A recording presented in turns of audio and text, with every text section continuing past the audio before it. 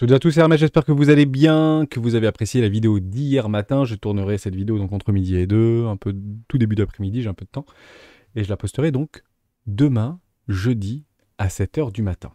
On va parler un tout petit peu Bitcoin. On avait travaillé avec Dasta et je l'avais partagé sur le Discord hier dans la journée, sur une petite fractale ou une continuation de tendance qui pouvait se passer plutôt à la baisse. On voit que c'est bien racheté, donc c'est très positif et on parlera de beaucoup de crypto-actifs que de nombreux membres m'ont demandé tout au long du week-end et début de semaine, avec grand plaisir de les évoquer. On les fera pas tous aujourd'hui, je crois que j'en ai une quinzaine à regarder.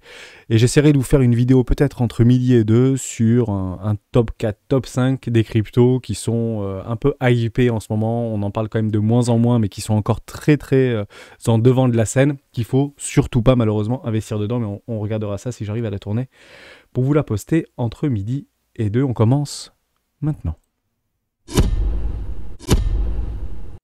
Allez, avant de commencer, bien sûr, je vous invite à rejoindre le Discord des rois du marché. Vous êtes plus de 3000 aujourd'hui à discuter, à échanger et à venir télécharger la documentation qu'il y a actuellement dans la documentation qui s'appelle la stratégie des 4 rois. C'est une stratégie que j'utilise moi depuis plusieurs années et qui m'offre d'excellents résultats sur le moyen long terme. C'est une dizaine de pages. N'hésitez pas à vous en imprégner, à vous en inspirer pour que vous aussi vous puissiez trouver, pourquoi pas, votre propre style d'investissement et votre propre style de trading, que ce soit sur du court terme, moyen et long terme. On commence tout de suite avec le Bitcoin d'une petite plaque sale. J'avais tout gommé, mais comme ça on le voit mieux ici.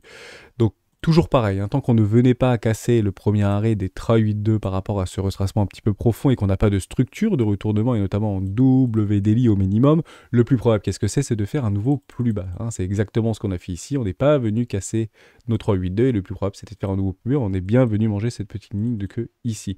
On voit une nouvelle petite fractale ou une continuation de tendance en AB égale CD. C'est très utilisé sur des ratios de 1 pour 1 et notamment par les institutionnels, d'accord.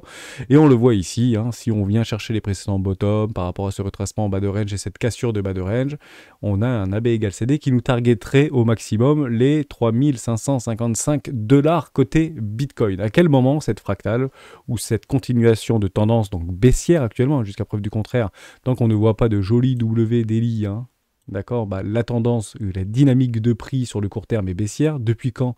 Depuis qu'on a retourné ce marché avec un M-top en daily. Ça, c'est très simple. Ce sont des figures statiques qui sont relativement bien appréciées. Je vois beaucoup, en fait, de personnes qui sont de plus en plus un peu dans la négativité, dans le pessimiste. C'est pas une mauvaise chose, c'est normal. On fait jouer les émotions et dans un range, on a tendance à faire jouer les émotions. Dites-vous juste en fait qu'aujourd'hui, pour ceux qui viennent de rentrer, donc je dis souvent les dernières arrivées, premiers sorties, on a aujourd'hui un taux de ratio de 70% à peu près de perdants, enfin 70% toujours gagnants ou à l'équilibre par rapport à des achats de Bitcoin, notamment sur le spot. Il y a 30% de perdants. On a vu beaucoup plus, on le voit un petit peu tourner sur Twitter. On est déjà tombé à plus de 50% de perdants et c'est ce qu'on retrouve en fait dans des capitulations extrêmes au niveau des bear markets. Donc pour l'instant on est plutôt bien, c'est relativement rassurant, il y a encore beaucoup de gagnants, on peut encore décharger le train et on peut en fait déceler sur du court terme des petites tendances, des petites setups de trading sur de la continuité de tendance, notamment en AB égale CD, qui est quelque chose de très simple à mettre en place par rapport à des précédentes structures. Vous prenez un haut de range ici, précédente structure, vous avez bien un M ici, vous l'avez clôturé là, bam, on fait une petite bougie baissière supplémentaire et on reconsolide et on commence à voir qu'on ne vient pas recasser le premier arrêt. Donc le plus probable c'est de faire un nouveau plus bas. Et qu'est-ce qu'on voit? Parce qu'on ne voit pas effectivement de W weekly, d'accord, ou de W daily, pardon, mais par contre on commence à voir des M top en daily se former. D'accord? Donc si on regarde un petit peu trop le fait qu'on attend quelque chose, des fois ça nous gomme en fait ce qu'on ne voit pas. Et ça, c'est un petit peu dommage. Donc on a toujours en fait une stratégie par rapport à des conditions de marché, pourquoi pas sur des retournements de tendance, avec des double bottom ou avec des M-top si on est suiveur de tendance. Actuellement, c'est plutôt les vendeurs qui ont la main, même si on pousse à la divergence, notamment sur nos indicateurs techniques, et on voit quelque chose de très intéressant, et moi j'ai trouvé ça très intéressant. Hier, je partage, attention, si on vient clôturer en dessous des, je ne sais plus, on va le reprendre exactement, les 41 700 ou 41 600 $, nous aurons un M-top qui sera confirmé. Vous voyez, attention, potentielle structure en M-top en daily ou clôture sous les 41 600, donc c'était cette nuit, d'accord, à 1 h du matin, et on n'a pas clôturé. On a même été plutôt très bien racheté ici, et c'est donc très positif. D'accord? Clairement, il y a vraiment des acheteurs au spot, hein, qui achètent réellement ce marché. Donc c'est super positif. On voit qu'il y a de la demande acheteuse actuellement sur ces niveaux de prix, ce qui est positif. Donc nous n'avons pas confirmé ce M-top en daily. On peut très bien le clôturer aujourd'hui, on pourra très bien le clôturer demain, on pourra très bien le clôturer après-demain. Hein, mais tant qu'il n'est pas clôturé, cette target de continuation est d'un objectif en AB égalité à 35 555 $. J'ai fait ça parce que bon, on est plus près des 35 600 et potentiellement 36 000. C'est pas très grave techniquement, hein, de savoir, si vous voulez, on va le regarder juste après, des targets théoriques de ratio de 1 pour 1, c'est très intéressant à regarder parce qu'on retrace en fait, même sur du très court terme, et ça peut être intéressant de le regarder avec des retracements de Fibonacci, mais tant qu'on ne vient pas clôturer ici, ce M-top en daily n'est pas validé. D'accord, on peut continuer à ranger, hein, d'accord, toujours mécher en bas mais reclôturer au-dessus de cette précédente ligne de coup, et puis continuer notre range pendant peut-être une semaine ou deux, hein. Il n'y a aucun problème avec ça. Plus le range sera long, plus la résolution de ce range sera puissant. Ok, donc c'est clairement l'adage qui le dit, 80% en range, 20% en tendance, plus le range est long, plus la résolution est puissante, que ce soit à l'hausse ou que ce soit à la baisse, on ne le sait pas malheureusement. Je repasse en 12 heures parce qu'on le voyait beaucoup mieux. Et si on imagine, mais pour l'instant c'est pas le cas, qu'on a bien clôturé ce M-top en daily. Hein, on est bien d'accord que c'est impressionnant à quel point toutes ces matchs sont rachetées. Il y a clairement de la demande acheteuse sur des baleines, hein, qui accumulent, hein, des bitcoins, pendant que certains mettent probablement des stops en dessous des structures ici. Donc on pourra peut-être venir les piquer, tac, pour une capitulation entre guillemets finale, pourquoi pas, pour pouvoir et après poser des bottoms et repartir et faire de très jolis rallyes au printemps. Je vais vous montrer cette target d'extension si elle vient à se confirmer. Moi j'aime beaucoup en fait tracer des Fibonacci et au minimum de cette target on irait chercher les 0,618. C'est très intéressant. D'accord, 0,618 au minimum, hein, sur une target de AB égale CD et un objectif final à 3555 $. Ce qui est très intéressant aussi, c'est qu'on peut targeter des ratios de 1 pour 1 qui est très prisé des institutionnels. Donc on va se mettre exactement ici sur notre précédente ligne de coup. D'accord, on va targeter notre sommet, hop, j'ai enlevé ça, ce sera beaucoup mieux. On va targeter le sommet, hein, vous voyez ici à 44 490 $ à peu près, je pense que c'est à peu près ça. Voilà, juste ici, on le fait vraiment proprement. Et on target donc un ratio de short en fait, hein. C'est comme si on prenait un ratio de short ici, on target le précédent top provisoire à court terme, et on va chercher un ratio de 1 pour 1. Et regardez, c'est assez impressionnant à chaque fois, hein. C'est 1 pour 1, vous voyez, risque récompense 1 pour 1, ça vient exactement sur les 0,618. Impressionnant l'histoire. Donc il est probable que si on vient à clôturer juste en dessous, ici, en daily, donc une clôture de 1h du matin, aux alentours des 41 600 $, en dessous de 41 700, en dessous de 41 600 $, on pourrait avoir un objectif de prix à 38 940 $, d'accord, pour après avoir une demande acheteuse certaine. Pourquoi? Parce que les institutionnels ou les gros bonnets ou les gros portefeuilles qui vont jouer ce trade de continuation de tendance baissière ici, prendront en fait leur profit sur les 618 dans un ratio de 1 pour 1. Pas forcément à 90%, hein, pas 90% des traders de tendance font ça, il y en a d'autres qui vont targeter des 2 pour 1, d'autres des 3 pour 1, etc. Et si on vient à l'objectif final, pardon, hop, on revient ici, ça nous targeterait du 2,26 pour 1, c'est intéressant, 2,3 pour 1, pourquoi pas. Ça peut être intéressant, beaucoup vont le jouer bien sûr, hein, mais bon, les plus gourmands, bah souvent se font rect, parce que derrière on peut très bien faire ce type de choses, poser des bottoms et rect tout le monde, tant mieux, ça fera en fait une impulsion haussière beaucoup plus importante. Je reste optimiste tout de même, puisque tant qu'on ne vient pas clôturer à long terme en dessous des 29 000 $, la dynamique de prix long terme reste totalement haussière. Hein, c'est toujours difficile, mais tant qu'on ne vient pas clôturer en dessous de ces précédents lots, hein, 29 400, 29 600, la dynamique de prix en fait sur le très long terme reste totalement haussière. On peut faire un double creux ici, sans aucun problème, en monthly ou en weekly, sans aucun souci. D'accord, mais c'était pour revenir un petit peu dans le très court terme, parce que je sais qu'il y en a qui sont friands, et je le vois de plus en plus sur le Discord, donc ça me fait plaisir de le partager avec vous, bien évidemment. Mais c'était aussi pour vous dire, et ça c'est quand même relativement important, ne sautez pas sur la première bougie rouge ou sur la première bougie verte en sachant, bah c'est bon, c'est une bougie verte, c'est racheté, donc ça va monter, et il y a une bougie rouge, donc ça va descendre. Attendez toujours des structures de prix. Hein. Les structures de prix et les figures chartistes en double bottom et en double top sont extrêmement, et je dis bien extrêmement utilisées par le commun des traders. D'accord? Bien évidemment, pour avoir des impulsions haussières ou malheureusement des retracements baissiers profonds, il faut qu'à un moment donné, un maximum des personnes voient la même chose que vous à un instant T. Par exemple, une clôture en daily en dessous de ce M-top en daily ici. D'accord? Là, tout le monde verra la même chose au même moment et on pourra accélérer la chute pour aller faire de la chasse à la liquidité. Alors, beaucoup vous diront, bah oui, mais c'est juste pour aller chercher les précédents hauts, etc. Oui, mais vous avez une structure qui vous l'a indiqué. Actuellement, vous voyez que ça range, c'est bien racheté, donc on se sert des personnes qui viennent appuyer fort ici pour se faire acheter les mèches. Bon, bah eux, ils ont déjà, entre guillemets, la tête sous l'eau. Attendons les clôtures. Mais il y a beaucoup de shorts qui se sont positionnés ici. Ça, il n'y a aucun souci avec ça, on le voit bien hein, sur nos cognalyses, que les spreads sont de plus en plus négatifs, donc ça veut dire que des positions de vente en fait s'ouvrent énormément sur les marchés, sur les contrats perpétuels. On a quand même un ratio long short qui continue doucement à être croissant. On a l'open interest qui continue d'augmenter. Notre funding qui est très légèrement positif, mais on a déjà vu beaucoup plus positif. Hein. D'accord? On vous dit, tant que c'est positif, ça ne montera pas. Non, pas du tout. Regardez, hein, ici, c'était extrêmement positif. C'est pas pour ça qu'on n'a pas fait une énorme continuation haussière. Vous voyez ici que le ratio long-short était très, très exagéré. C'est resté très exagéré. Tout le monde disait, ça va retomber. Pas du tout. Le marché ira là où c'est le plus rentable. Et d'ailleurs, pour vous montrer ça, on se fait un petit parallèle. Comme ça vous gagnera peut-être un biais psychologique de plus. On va aller sur Trading Light. C'est très, très intéressant. Notamment sur Bitfinex. Parce qu'on voit, en réalité...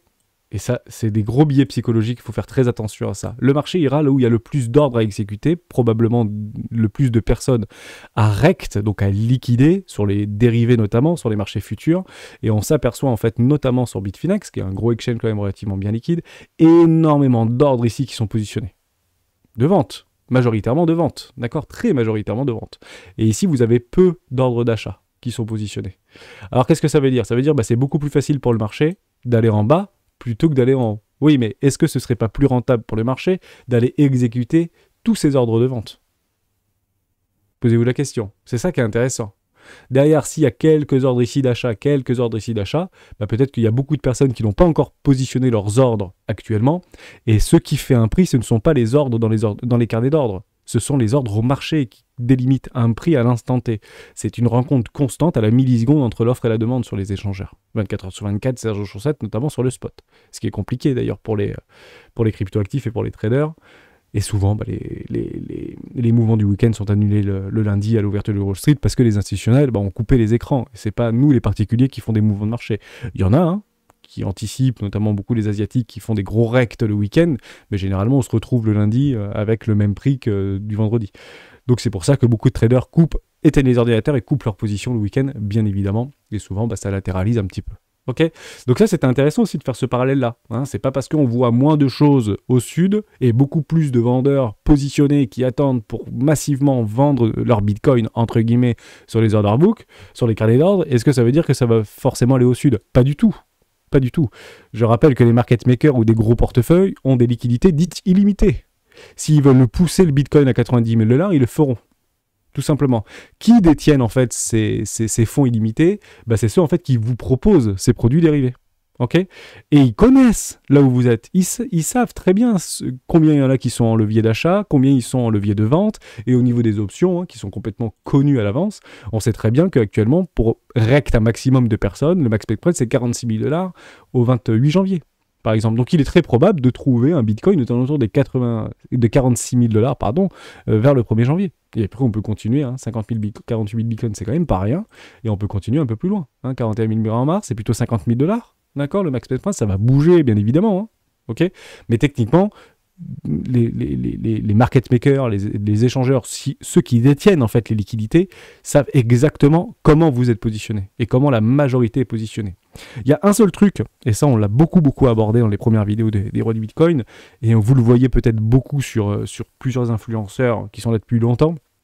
Il y a un truc que les échangeurs malheureusement ne maîtrisent pas, c'est les achats en spot. Et surtout ceux qui achètent des bitcoins et qui les enlèvent des échangeurs. Prenez un exemple. Est-ce que un exemple un petit peu, c'est en miroir. Prenez l'exemple d'une banque. Aujourd'hui, les actifs d'une banque, ce sont votre argent qui sont actuellement à la banque.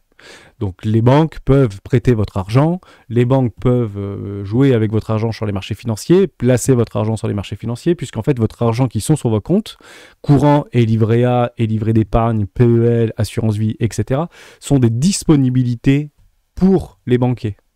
Maintenant, si demain, l'intégralité des Français ou des Européens, notamment, je sais pas, on prend la Société Générale, Banque Postale, Crédit Agricole, etc., décidaient de retirer la moitié de leur liquidité en liquide, avec des vrais billets de banque, et les mettre sous le matelas. On sera d'accord que vos unités de compte seront divisées par 2 au niveau de l'actif, au niveau de la banque. Et à ce moment-là, elles pourront jouer avec moins de choses. Donc, automatiquement, plus de volatilité. Parce que beaucoup moins de liquidité. Et c'est comme ça, en fait, qu'on appauvrit les échangeurs. Or, il y a un truc qui va se passer très probablement dans les prochains mois, prochaines années. D'accord ? On ne sait pas quand, mais il est très probable, s'il y a une demande constante, voire croissante, notamment sur les cryptoactifs, par rapport à l'adoption des cryptoactifs, que les bitcoins sortent complètement des échangeurs, ou en tout cas en majorité sortent des échangeurs, et provoquer ce qu'on appelle un climax run. Donc la moindre demande spot, qui est en fait, sachez aussi quelque chose d'important, ce ne sont pas les contrats futurs qui font le prix du spot. Les contrats futurs sont backés sur le marché spot. Et après, effectivement, on va plus ou moins aller chercher des poches de liquidité en jouant sur le marché spot, qui est directement corrélé sur les contrats futurs. Mais ce ne sont pas les contrats perpétuels et les contrats futurs qui font le prix du Bitcoin. Hein, c'est très très important. Ce sont les ventes au marché sur le marché spot, avec les vrais bitcoins. Si on enlève énormément de bitcoins des échangeurs, on va tout simplement jouer avec moins de bitcoins. Et la moindre demande du bitcoin va faire exploser le prix à la hausse. Ok ? Donc l'objectif actuellement des institutionnels, qu'est-ce que c'est ? C'est le même que nous. Hein ? C'est quoi le but d'un gros portefeuille, d'une Balance, d'une Wise ? Je vous le dis en mille, c'est très simple. C'est de vendre le plus cher possible et de racheter le moins cher possible. Et comment elles arrivent à le faire, ça ? En jouant avec nos émotions. Si à un moment donné, il y a toutes les personnes qui détiennent du Bitcoin sur Binance, sur Bittrex ou dans leur wallet, disent c'est pas compliqué, en dessous de 40 000 $, on les vendra plus. Qu'est-ce qui se passe ? On les vend plus. Mais tout le monde dit ça au même moment. Il n'y a plus personne qui les vend. Qu'est-ce qui se passe ? En fait, le prix ne descendra plus. Évidemment. S'il n'y a plus de vendeurs, en face, il y a plus d'acheteurs. S'il y a plus d'acheteurs que de vendeurs, que se passe-t-il ? Le prix monte. Et on voit que sur les contrats perpétuels, notamment sur les spreads, actuellement, l'offre est supérieure à la demande. Donc il y a plus d'offres actuellement sur ces niveaux de prix sur le Bitcoin et moins de demandes actuellement sur le Bitcoin. Et on voit sur les dérivés qu'il y a quand même des acheteurs à levier parce qu'il y a des zones d'achat qui sont potentiellement très intéressantes, d'accord ? Donc automatiquement, les personnes vont acheter ce marché en levier et les market makers et les baleines qui détiennent les bitcoins se font un plaisir de vous les vendre, accélérer la baisse pour les racheter plus bas, tout simplement. Mais il y a un moment donné où ça ira moins plus bas. Mais à quel moment ça va moins plus bas ? Au moment où tout le monde pense que ça ira nécessairement plus bas. Exemple, j'achèterai du bitcoin pas avant les 30 000 $. Je vais tout effacer et je vais remettre en daily. Si en fait la majorité pense que il n'y a plus d'acheteurs, on imagine. Ici, il n'y a plus personne qui veut acheter ce marché. Et il y a la grande majorité des personnes qui disent c'est certain que ça va aller à 30 000 $. Certain que ça va aller à 30 000 $. Donc quoi qu'il arrive, j'achèterai à 30 000 $. Effectivement, le plus probable, c'est d'aller, bien évidemment, aller plus haut. Pourquoi ? Parce que beaucoup de personnes et non initiées qui se persuadent qu'on va aller chercher les 30 000 $, vendent leur bitcoin et parfois à levier sur les contrats futurs, parce que si je vends ici à levier et que je me retrouve à 30 000 $, ma plus-value que j'ai faite dans la descente, je peux le réinjecter pour acheter du bitcoin moins cher. Ouais. Et ça, c'est extrêmement dangereux. Ici, vous vous rappelez, vous y étiez, le bitcoin, retour à 20 000. Mais c'était sur énormément de vignettes, sur YouTube, sur beaucoup d'influenceurs, sur Twitter, etc. Et puis il y avait des news qui allaient dans ce sens-là. Bien évidemment, c'est allé dans l'autre sens. Parce que la majorité shortait ce marché en ayant la certitude qu'ils pouvaient éventuellement aller le chercher beaucoup plus bas. Donc le funding était dans le négatif, les spreads étaient majoritairement négatifs, l'offre était supérieure à la demande, certes, mais derrière, énormément de rects. Short squeeze. Et c'est clairement ce qui pourrait se passer ici. Mais on peut aller chercher des extensions de prix et d'aller chercher un tout petit peu plus bas. Parce qu'ici, au moins, on sortirait vraiment le train. L'objectif des marchés financiers, je finirai là-dessus, cette très très longue explication qui a duré plus de 20 minutes par rapport à ma psychologie, comment j'essaye de prendre du recul sur les marchés financiers, partez du principe que le marché, et notamment le Bitcoin, mais tous les marchés technologiques, etc., sont assez similaires. L'objectif, c'est de faire monter le marché avec un minimum de personnes et le faire chuter avec un maximum de personnes. On a bien vu ici qu'il y avait beaucoup de stops qui étaient complètement évidents. Et les prochains stops complètement évidents, ils sont actuellement ici. Est-ce que ça veut dire qu'on va y aller ? Non, ça ne veut pas dire qu'on va y aller. Pas du tout. D'ailleurs, on va regarder un petit truc pour finir là-dessus, c'était très intéressant. C'était sur... je sais plus.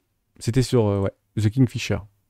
Ah, mais je crois qu'on l'a partagé sur le Discord, c'était très très bien. On va regarder peut-être un peu plus haut.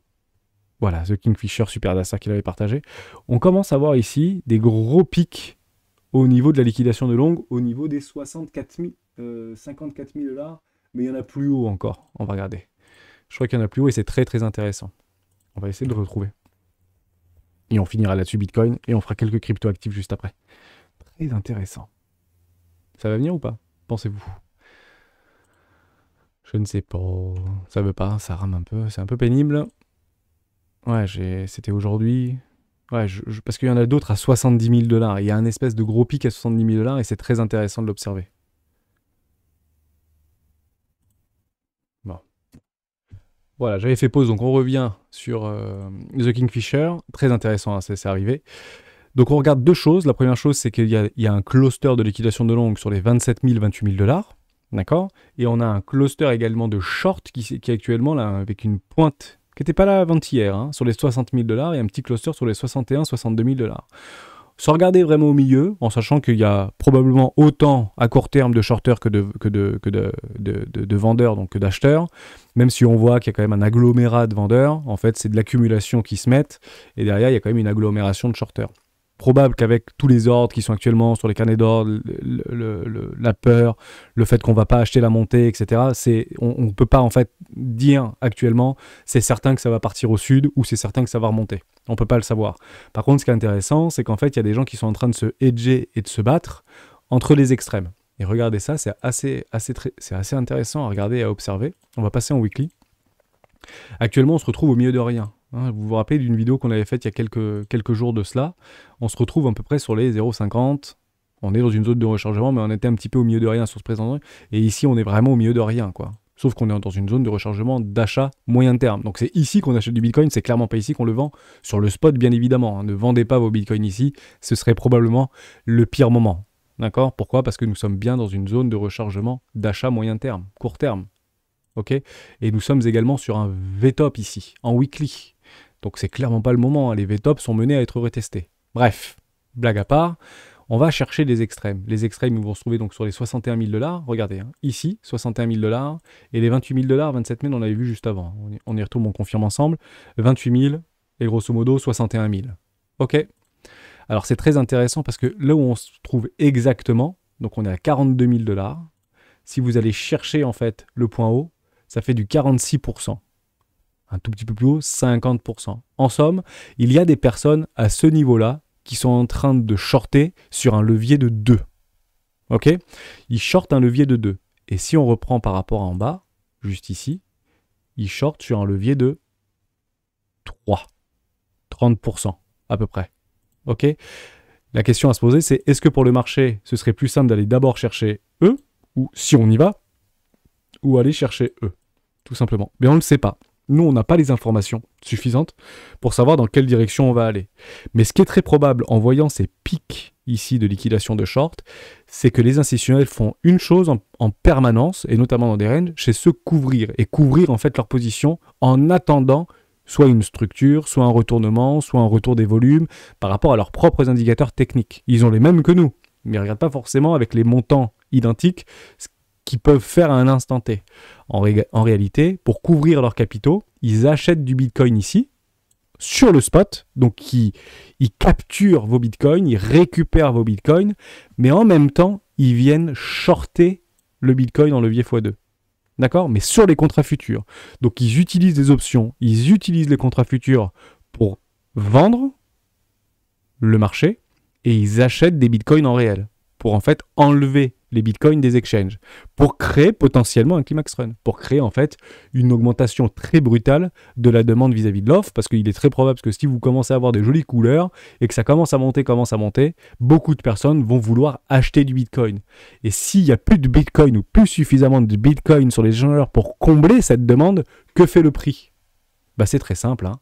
Il explose. Pour un petit exemple des PlayStation 5, Sony annonce quelques millions de PlayStation 5, c'était il y a quelques mois de cela. Bon, au bout d'une semaine, rupture complète, vous pouvez aller chercher des PlayStation 5 à 1500 $ ou 2000 $ sur Internet ou sur eBay. D'accord? C'est bien la pénurie de l'offre de PlayStation 5 qui a fait que le prix, en fait, et certains malins ce sont ce qu'on appelait des scalpers, se sont empressés d'aller acheter une dizaine de PlayStation pour après les revendre beaucoup plus cher. Et vous les voyez, même chez Cash Converter, on avait vu quelques émissions là-dessus, où c'était à 800, 1000 euros, et puis envie de nous expliquer, bah non, on les a pas achetés 400, on les a achetés plus cher que le prix neuf. C'est complètement dingue. Bah, partez du principe que beaucoup d'institutionnels, beaucoup de personnes sont en train probablement de réaliser la même chose, et sur les marchés financiers, c'est quelque chose de très très courant. Ok? Donc voilà, c'était assez important. Et c'est ce qui permet en fait d'avoir des hausses comme ça exceptionnelles parce que les exchanges se vident de leur Bitcoin. La demande est sur un instant T beaucoup plus forte que l'offre. Et à ce moment-là, ça fait exploser le prix en avant. Et jusqu'à preuve du contraire, nous sommes dans une question de tendance haussière. On va s'arrêter là. On va s'arrêter là parce que si on commence à regarder toutes les petites crypto-actifs, ça va durer des heures. Donc on va rester là-dessus. Je vous fais une vidéo sur toutes les crypto-actifs qu'on m'a demandé. On va essayer d'y passer vite. Je vous la poste à midi. Comme ça, on prendra le temps à midi de regarder ça. Il n'y a pas de souci. Merci à tous d'avoir suivi cette vidéo jusqu'au bout. Ah non, je vais finir quand même. Je ne voulais pas l'oublier au niveau du Nasdaq parce qu'on a vu, vous vous rappelez, les confirmations de M-Top en weekly sur le Nasdaq. Bon, ça ouvre bien en baisse, hein. Ok, donc ça c'est pas très très bon pour le marché maintenant. Hein. Bah, on avait bien clôturé en fait en weekly, je vais repasser comme ça je vous montre.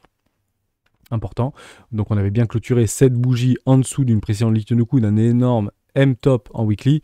Bon bah derrière les mouvements en fait s'accélèrent, sont plus profonds. Maintenant par rapport à cette structure là, et on refera hein, par rapport à toutes les petites vidéos qu'on a pu voir sur les cryptoactifs qu'il ne faut surtout pas acheter, qui sont dans des configurations assez similaires.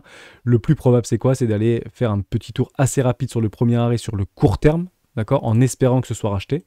Hein, juste ici, c'est à l'envers, mais vous comprenez que c'est les 382, hein, c'est pas les 618, parce que logiquement, ici il y a 1 et ici il y a 0. Donc je vous le remonte, mais on va le retourner, ce sera beaucoup plus simple.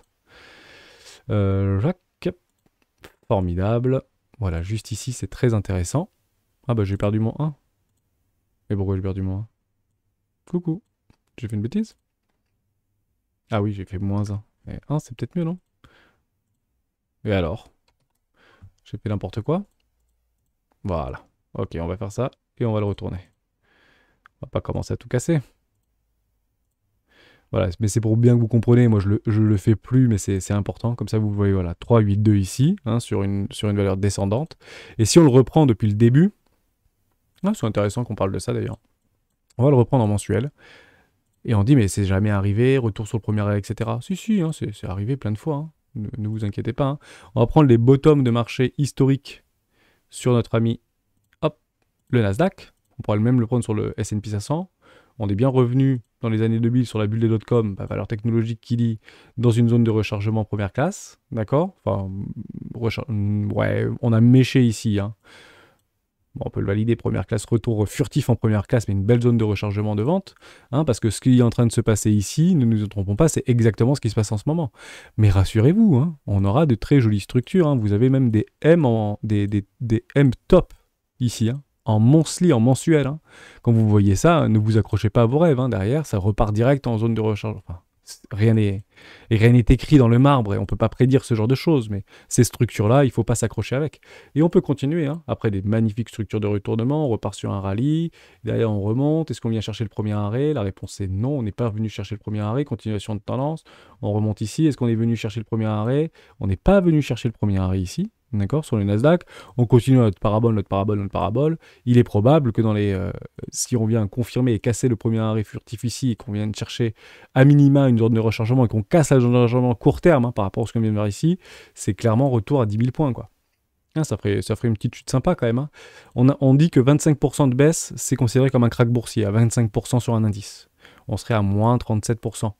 Ouf, c'est pas dingo, hein, en sachant que, rappelez-vous, en mars 2020, ou même en 2020, entre guillemets, hein, début d'année 2018-2020, on était aux alentours des 8000 points, quoi. Hein, si on revient faire un tour ici sur les 10 000 points, 8000, 10 000, on reste positif, bien évidemment. Hein. Bon, les institutionnels, on les voit qui commencent à vendre ici, c'est un petit peu trop. On peut faire exactement la même chose sur le S&P 500 si vous le souhaitez, hein, qui a un peu plus de force, hein, il n'y a pas de structure encore sur le S&P 500, donc c'est plutôt positif sur les valeurs technologiques. Hein. On avait même fait un nouvel ATH, actuellement en consolidation.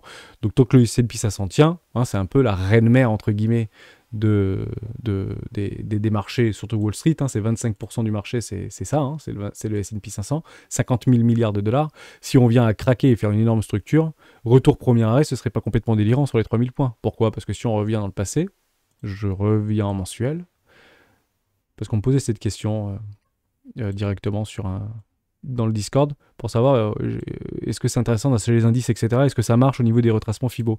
Bien sûr, ça marche sur les retracements Fibo. On va zoomer très fort, mais c'est moins.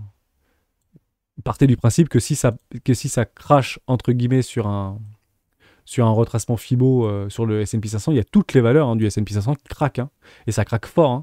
Vous voyez, Bulle.com, moins 50%. Derrière, on fait une espèce de M-top. C'est ici, je pense que c'était fin du monde pour beaucoup de personnes. C'est dans la peur extrême. On vient clôturer une espèce de M annuel ici, juste là clôturer, je crois, en mensuel et en trimestriel. C'est clairement sauf qui peut ici, quoi. C'est clairement sauf qui peut. Bon, bah, c'était le meilleur moment pour des Moby Dick de racheter le marché, de le repousser, bien évidemment, très très fort. Derrière, hop, pardon, on continue, on va aller le chercher. Est-ce qu'on vient chercher le premier arrêt ici? Non. Est-ce qu'on est revenu une fois chercher le premier arrêt? Ici, non. Crack Covid, quasiment. On est quasiment revenu chercher le premier arrêt sur le crack Covid. Donc derrière, on peut très bien estimer que si on revient chercher le premier arrêt, c'est une excellente entrée pour l'ensemble des valeurs, notamment américaines. Juste ici, hein. Ce serait très très intéressant de mener quelques billes. Bah oui, effectivement, les crypto-actifs vont probablement se prendre une grosse claque dans la tronche hein, si jamais on revient à faire du moins 37%, moins 40% sur les S&P 500, parce que jusqu'à preuve du contraire, le Bitcoin et l'ensemble du crypto-actif, c'est considéré comme des risques on, ce ne sont pas des valeurs refuges. Ok? Alors que pendant la crise des subprimes, pas du tout, pendant la crise du Covid, le monde s'est accordé à dire que les valeurs technologiques type GAFAM étaient considérées comme des valeurs refuges. Pourquoi? Parce que les résultats étaient canonissimes. Et le confinement mondial, l'accès à Internet par le plus grand nombre, etc., ont fait éclater ces valeurs technologiques. C'est évident. Bien sûr, c'est évident. Si demain, il n'y a plus... je sais pas s'il y a le... Demain, c'est impossible de dire ça, mais techniquement, si on dit Internet demain, c'est has-been, bah, les Google, les Apple et les Amazon vont devoir vite se retourner et puis vous verrez des structures de retournement parce que le fondamental revient et rattrape toujours la technique. Ok? Donc pour l'instant, on est beaucoup dans l'incertitude parce que les marchés sont relativement hauts. Hein, tant qu'on continue le quantitative easing et qu'on n'a pas une hausse des taux exponentielle, notamment au niveau de la Fed, on est souvent tenu à leur bouche. Évidemment, on ne sait pas trop, mais parce qu'on est dans une incertitude extrême. Je vous rassure et je le répète et je finirai là-dessus, les marchés font en sorte de nous tenir en permanence dans une incertitude extrême. En permanence. Donc, essayons de travailler, mettre en place des plans de stratégie et des stratégies moyen-long terme, court terme pour certains, des petits setups de trading qu'on répète continuellement, inlassablement, d'accord, pour essayer, d'à la fin, tirer notre épingle du jeu, mettre les probabilités de notre côté et d'être rentable sur le moyen-long terme. C'est ça le but des marchés. C'est pas d'avoir raison, c'est de gagner. Merci à tous d'avoir suivi cette vidéo jusqu'au bout. On se retrouve tout à l'heure dans une vidéo sur des crypto-actifs qu'on va aborder des membres du Discord. Ciao.